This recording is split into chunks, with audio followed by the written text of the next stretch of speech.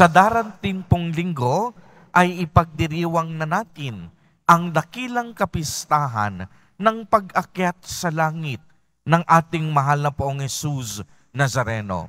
Kaya nga kung inyong mapapansin, ang tema ng mga ebanghelyo noong mga nagdaang araw ay tungkol sa pamamaalam at paghahabilin ni Jesus Nazareno. At sa kaniyang pamamaalam ay binusog niya ang kaniyang mga alagad at mga disipulo ng mga habilin upang sila'y manatiling malakas sa kanilang pananampalataya at upang ang mga alagad ay huwag matakot habang ipinagpapatuloy nila ang misyon na sinimula ng kanilang pinuno, ang ating Nuestro Padre, Jesus Nazareno. Sa araw pong ito, maliwanag na narinig natin ang paalala ni Jesus Nazareno sa kaniyang mga alagad na sa kabila ng kalungkutan at kapigatian ng buhay, mayroon pa ring espasyo upang magkaroon ng galak sa ating puso at kalooban. Uulitin ko po, napakaganda ng paalala sa atin ng ating Panginoong Hesukristo.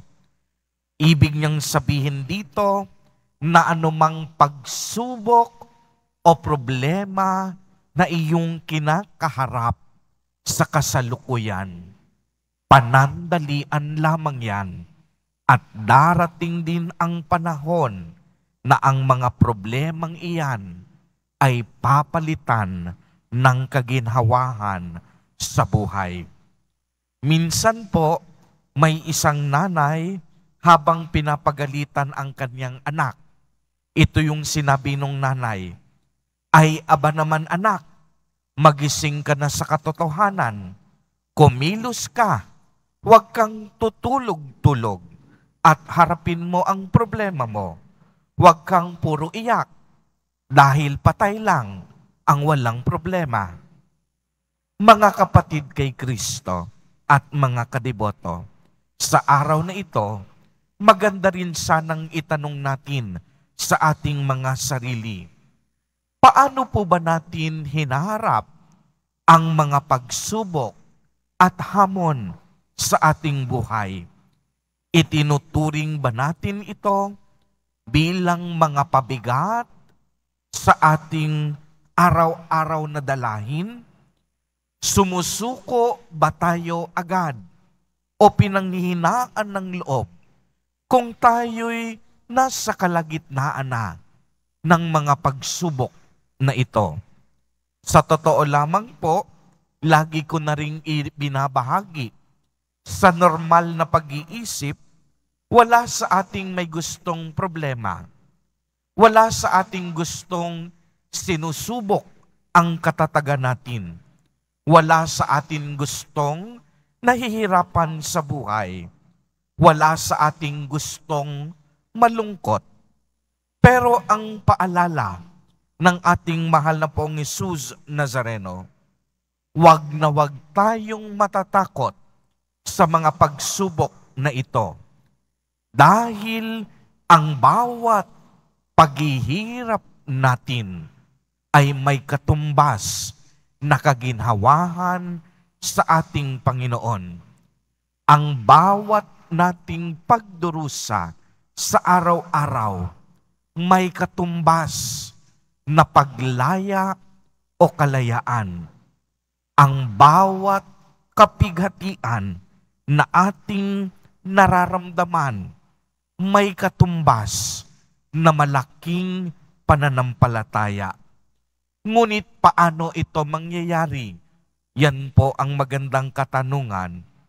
Simple lamang, ang mga pagsubok, ang mga hamon, at mga paghihirap na ito, magkakaroon lamang ng kahulugan kung tayo ay magtitiwala sa ating Panginoong Diyos na siya'y patuloy na kumikilos upang gawin ang mga problemang ito para patatagin pa ang ating pananampalataya. Kaya nga dapat sa gitna ng pagsubok ng buhay, ang pananampalataya hindi nababawasan. Dapat ang pananampalataya lalong nadadagdagan. Uulitin ko po, sa gitna ng pagsubok sa buhay, dapat ang pananampalataya hindi nababawasan. Kung hindi ang pananampalataya, mas lalong nadadagdagan. Mga kapatid kay Kristo at mga kadiboto, huwag po tayong kumapit sa mga pagsubok at hamon ng buhay. Kumapit po tayo sa mapaghimalang awa ni Jesus Nazareno. Dahil ang problema hindi sinasarili, hinaharap natin ito ng buong pagtitiwalang hindi tayo iiwan ni Jesus Nazareno sa gitna ng laban. Anumang sakit at karamdaman mo ngayon, lagi mong iisipin, may kagalingan. Anumang tinitiis mong mabigat sa mga sandaling ito, may kaginhawahan. At anumang bumabagabag sa iyong pag-iisip, may kalayaan.